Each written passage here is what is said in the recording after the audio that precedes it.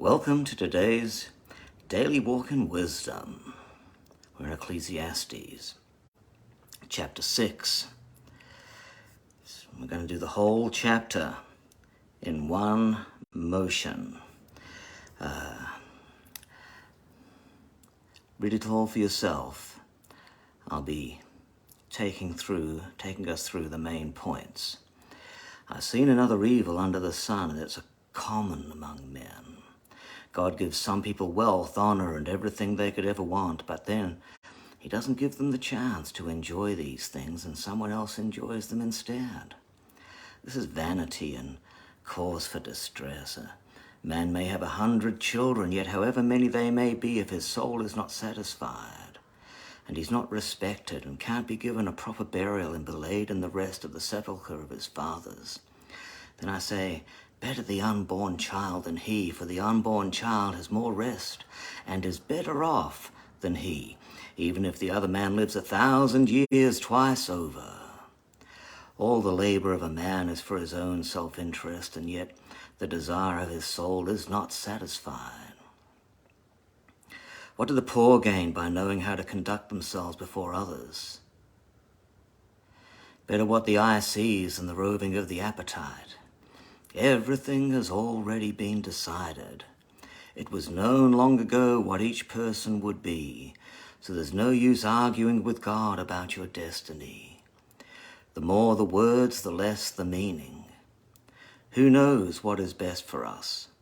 Our lives are like a shadow, and who can tell any of us the next chapter of our lives? The key to chapter 6 lies in the word shadow. Your shadow exists, but not in its own right. First, it depends upon the light. Secondly, it requires your placement in the light.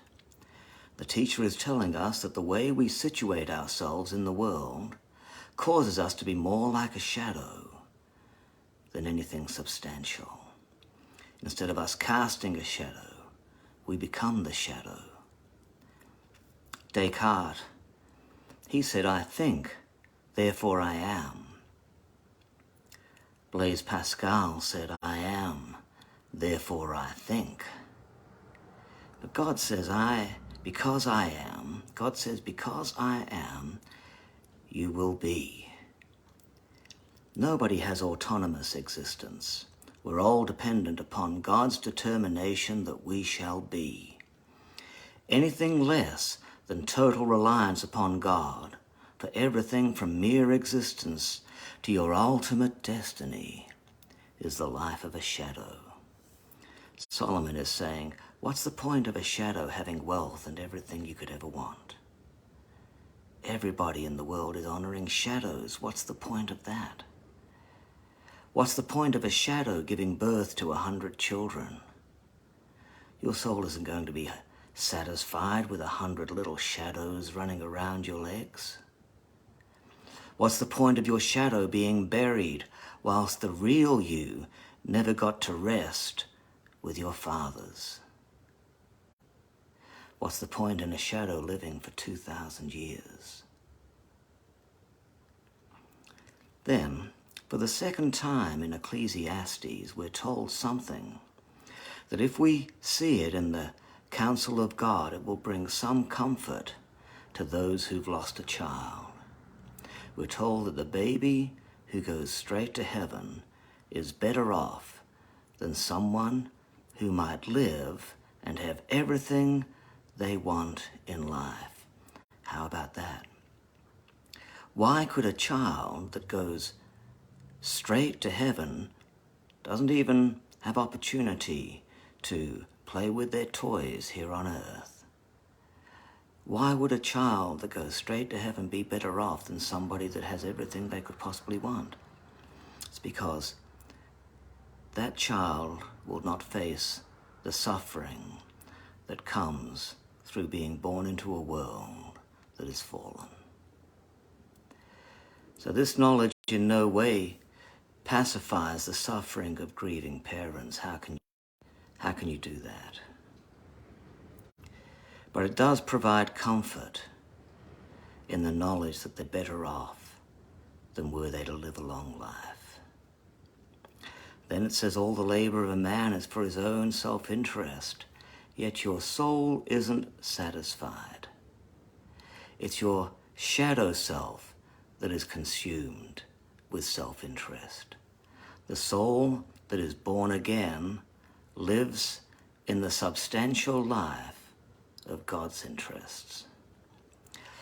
What does a shadow gain by knowing how to conduct yourself before other shadows? Better what the eye sees in the roving of the appetite. Be satisfied with what God places before you. Your shadow is never satisfied with what you've got.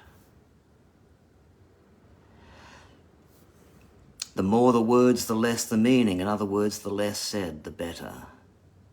Simply make sure that every word that comes out of your mouth is for the purpose of building others up and not puffing up your shadow.